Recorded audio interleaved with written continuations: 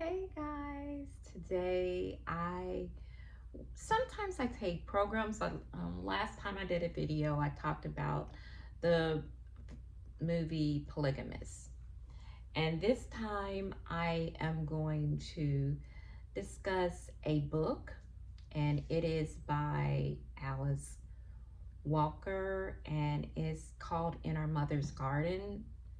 I nearly completed that book, but I really suggest it for people to read.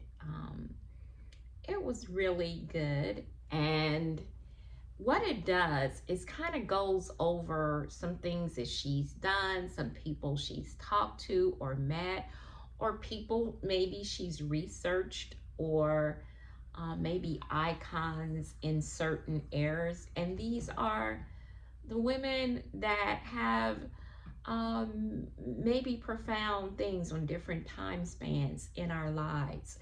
And it looks like, from where I am reading now, that she's probably anywhere from the 60s to maybe a span of the 70s or 80s. I haven't completed the book, but we'll be completing it pretty soon.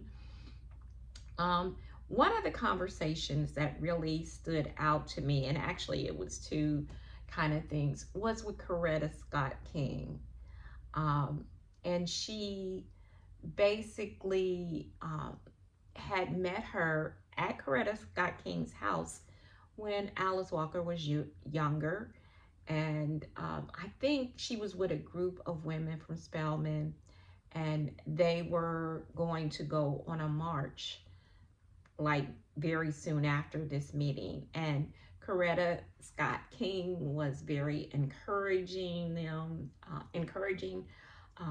and telling them, some giving them some pointers with going to the march and being careful, and just encouraging them and telling them how proud she was. And a lot, because it was with a group, she was very kind and encouraging and a great host, it sounds like, for that. Well, then years later, she interviews Coretta Scott King, and Alice Walker starts off the interview, with some, basic kind of really non essential, what do you like to do? And just some non essential kind of questions that I think the tone in the room from Coretta was like, it's a lot more important things to we could be discussing besides these kind of like very simple questions. And I think it was profound of Alice Walker to sense that she needed to go ahead and ask the more serious questions. And so once she flipped that around and asked her more serious questions about herself, the interview turned and she got to know her on a more profound level. And I think she realized that this woman has been through a lot. She, at this point, because this was, quite a few years later, I'm going to think of maybe 10 years later or something, but she had lost her husband when she first met her husband, when she met her in college, her husband was alive. She'd been a single mother for quite, a little while, and raising her children and running a foundation that she had in her husband's honor. So she was more serious. Life, she'd been through some things.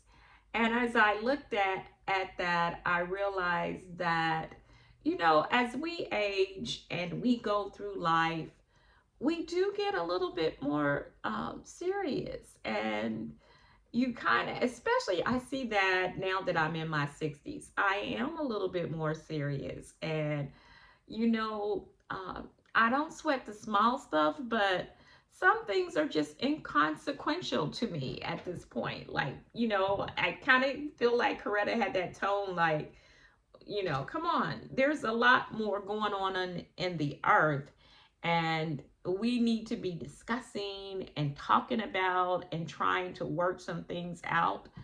And that's kind of how I feel. Because some things, I mean, sometimes you do need those days when maybe you aren't as serious. It brings joy to be a little bit more jovial and doing things, but there are times when there's so much going on the earth that you just don't feel like you ain't nobody got time for that, for the silly stuff, for the non-important questions. As you get older, you realize that. And so I feel like with age comes wisdom. And sometimes I think it's great to have a balance of, you know, um, I can be serious and I can have fun. It is great to have that balance. But sometimes you have to gear people the way that works for you. And I think in that instance, Coretta Scott King was able to do that. In another chapter, she talked about Martin Luther King himself and some of the controversies that was going on with him during that time. The FBI had put out some things that he, had affairs and all of that. And she was saying, and I liked her insight, it wasn't that people didn't care about that, but for Black people, it was so much going on, and the fight and how he was so effective in the fight for their rights of as human beings, that was secondary. It was one of those things too that she was just saying that as time progressed for Black people and people were fighting for their rights to be human beings, and it's not that you didn't care that this man may have had affairs. Who knows? That allegedly, I don't know. But that wasn't the focus for the people. The focus for the people was their rights to be human beings, their right to vote, their right to eat at a counter in a restaurant. That was the focus. And I think the FBI was trying to shift the focus in that era so that people would think about this and not. And I guess I'm proud that, sometimes we can put things in perspective. Even today, I see people putting things in perspective as to, okay, yeah, sometimes there's diversional tactics being used to look over here so that you don't pay attention to what's really going on. And sometimes we can do that through small talk and a lot of things. But sometimes as a people, and especially as older people, all people, sometimes you just got to pay attention to what's going on today.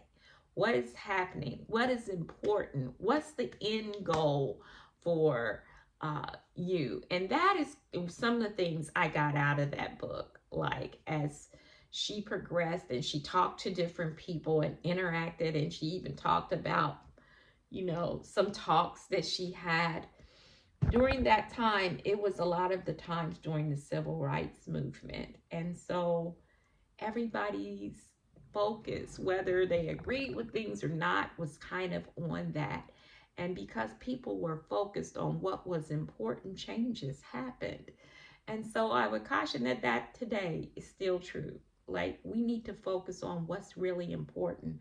What are the goals that we need to accomplish? And sometimes I think the Bible says it's a time for everything under the sun. And there is a time to laugh and play and, frolic and have fun. I think that we need that. But there is a time that we got to talk about the serious things, and deal with that. There's this thing with the young man, Nolan Wells, that has passed away. It's time that we deal with that and talk about that, because people are trying to put, look over here, don't look right there, or this didn't happen.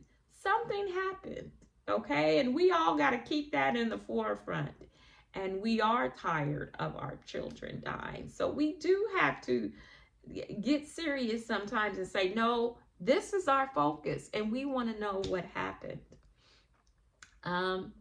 So basically what I got from some parts of the book, as where I am now, is there is a time for everything under the sun. Time to laugh, time to play, time to get serious, a time to get things done. And in life, that it is such like that. And the older you get, the wiser you get, and you realize that, sometimes there's a time for small talk, and sometimes there is not. So I suggest you get the book. It was really a good book. It's something that just makes you think. It's one of those books that make you think and takes you through a time span. And I guess the whole point of the book is in our mother's garden. She basically was, various women over the span of a time, I'm going to say 10 to 12 years, these women shared wisdom with us, and we picked. It is good to pick from their garden and get that wisdom and share that wisdom and move on and use that. Study and evaluate these women. What worked for them? What didn't? We're sharing things from their garden, from who they were. So that was the point of the book. You be blessed, and I'll talk to you soon.